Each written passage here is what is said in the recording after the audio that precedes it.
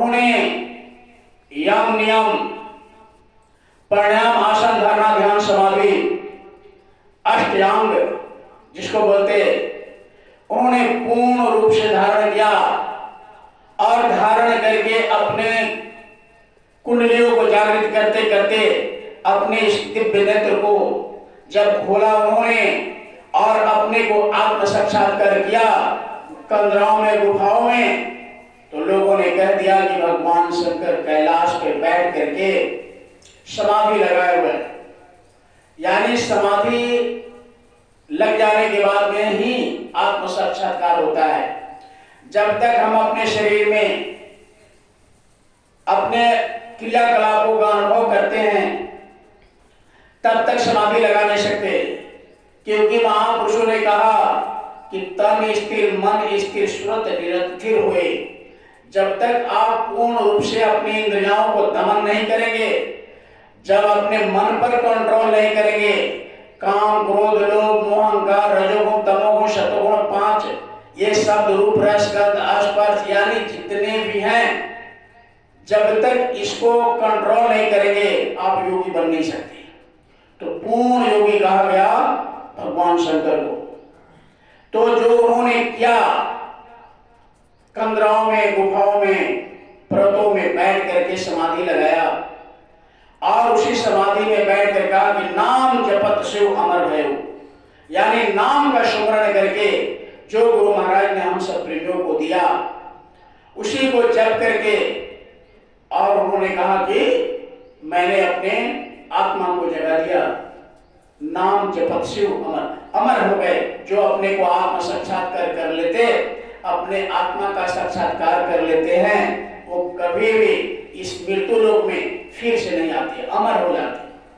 उनका जन्म मरण नहीं होता, वो काल के घेरे में नहीं आते हैं, किसी कर्म कांड में नहीं रहते, उनकी आत्माएं अमर हो जाती है और अपने लोक में वो विराजमान करते।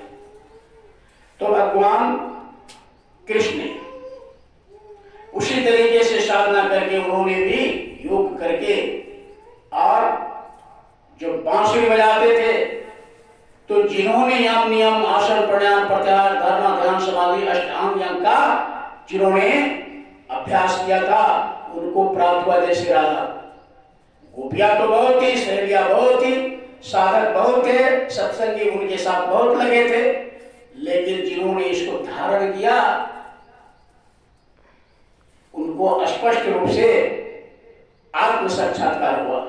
तो ये आज का जो दिन है समाधि लगाने का है, साधना करने का है, अपने अंदर जो शक्ति है उसको प्रकट करने का दिन है। इसी को कहा गया महाशिवरात्रि। अब लोगों ने इसके उल्टा नियम लगा लिया। अब लोगों को समाधि लगाने का यम नियम प्राणायाम प्रत्याहार धारणा ध्यान समाधि ये सब का मतलब जब समझ में नहीं आया, और इसके जोगेश्वर योगी इसके सन्यासी साधक जब निकल गए, अब उनका दर्शन पर्शन कम हो गया, तो बस लोग इन्होंने कहा कि भगवान शंकर में गांजा भांग या वा खाकर और बौरा गए हैं, नशा में धुत है। नशा कभी नहीं उन्होंने लिया, कहीं नहीं लिखा कि उन्होंने नशा भांग का सेवन किया है। ये शिव पुराण में भी कहीं नहीं लिखा है। कोई विद्वान अगर जानते हो तो बता सकते हैं कि हाँ फलाने पेज में फलाने नंबर में ये लिखा हुआ है। ये गायकों ने विद्वानों ने प्रवचनकर्ता ने जैसे कृष्ण भगवान को कह दिया कि लड़कियों का औरतों का ये कपड़ा, नदी के किनारे जो स्नान करने जाती थी माताएं उनके कपड़े चुरा लेते थे, ये गायकों ने। और इस आंख से भागवत गीता पढ़ने वाले ने कह दिया। कपड़ा का मतलब क्या होता है, साधना का मतलब क्या होता है, नशा का क्या मतलब होता है, इस साधक को पता होता है। दुनिया वाले को न नशा का पता है, न मतलब समाधि का मतलब पता है।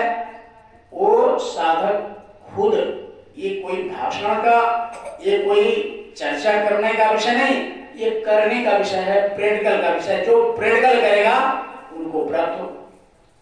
तो योगी कृष्ण ने प्रैक्टिकल किया, उन्होंने अपने इंद्रियों को दमन किया, इसीलिए उनको योगी कहा गया। योगी का मतलब ही होता है कि इंद्रियों को वश में करना। जितने जितने भी हमारे अंदर हैं। तो योगी, महान योगी कहा गया भगवान शंकर को, और योगी योगेश्वर कृष्ण को कहा गया। तो इन लोगों ने अपने मन को, इंद्रियों को दमन किया, यानी रोका, और दूसरे को भी वही अभ्यास कराया जो उनके सानिध्य में गए। तो भगवान शंकर भगवान ने भी तो साधना करते करते आज ही की रात उनको ये दिव्य, जिसको कहते हैं ना शिव नेत्र, दिव्य नेत्र, ये आज उनको प्राप्त हुआ था।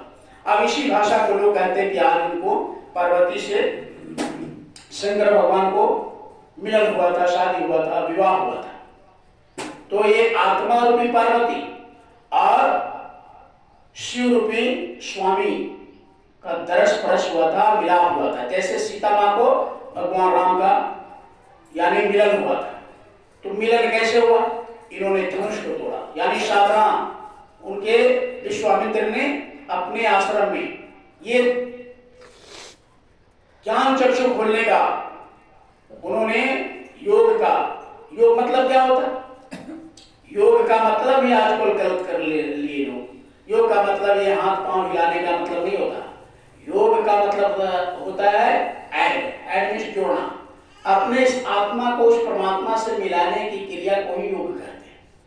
तो योगियों ने अपने आत्मा को परमात्मा से मिलाने का काम किया, भगवान शंकर ने अपने आत्मा को उस मालिक से मिलाने का काम किया। तो वो नशा उनको चढ़ा, वो नशा में वो हमेशा कैलाश पर्वत पर बेहोश पड़े रहते हैं, अपने मालिक के, अपने प्रभु के भजन में, साधना में वो मगन रहते हैं। लोगों ने कह दिया गांजा पाक, देखो बहुत बच्चे नौजवान जिनको पता नहीं है, बाम बाम गांजा भांग खा करके बोल रहे हैं नशा की। उन्होंने भी नशा किया था, शंकर भगवान ने भी, अरे वो नाम का नशा किया था। साफ शिव पुराण में लिखा है, नाम जपत शिव अमर हुए। आप नाम के नशा चलाओ। मीरा ने भी कर दिया, पैजी मैंने नाम रतन धन पायो, बस तो अमर दे मेरे सतगुरु, कृपा क्यों अपनायो, पैजी मैंने नाम रतन धन पायो। इसी नाम को जब आवाज को जब सुनाया कृष्ण भगवान ने राधा को, तो वो बाग हो गई, वो पागल हो गई, दीवानी हो गई कृष्ण। तो वो कोई ऐसा आवाज जो सारे गोपियों में, राधा जहां रहती थी तो कृष्ण जब बांसुरी बजाते थे तो सारे गोपियों में, सैकड़ों गोपियों में केवल राधा को सुनाई देता था। आज तक कोई ऐसा पर बना मशीन, कोई ऐसा बजा कि जहां बजाया जाए वहां किसी एक को सुनाई दे। जैसे मैं यहाँ बोल रहा हूं तो जितने भी माइक से जहां तक आवाजें जा रही है सब लोग को सुनाई पड़ रहा है। लेकिन कृष्ण भगवान जब बजाते थे तो सारे गोपियों में केवल राधा को सुनाई। ऐसा क्यों है? इसलिए कि राधा ने ही समाधि लगाई, राधा ने ही अपने मन को, अपने इंद्रियों को दमन किया पूर्ण रूप से। तो उन्होंने जैसे दमन, कोई भी इंसान पूरी दुनिया में अपने इंद्रियों को दमन करेगा, समाधि लगाएगा, ध्यान लगाएगा, तो उसको आवाज मिलेगी, आवाज सुनाई देगा कोई भी। और किसी को भी कितना चंदन टीका चूक कुछ भी कर लीजिए, लेकिन जब तक मन को नहीं रोकेंगे आपको वो आवाजें सुनाई नहीं देगी। तो इसी नाम को कहा ना, what is God, God is what. ऊपर से जो आवाज आई उसी आवाज को जो सुना वही मस्त हो गया, वो नशा में पागल हो गए। मीरा ने भी उसी तरह पागल हुई, मीरा दीवानी कहने लगी, बैठी संतों के संग, चढ़ा गुरु का रंग, गली गली हरि गुण गाने लगे, मीरा दीवानी कहने लगी।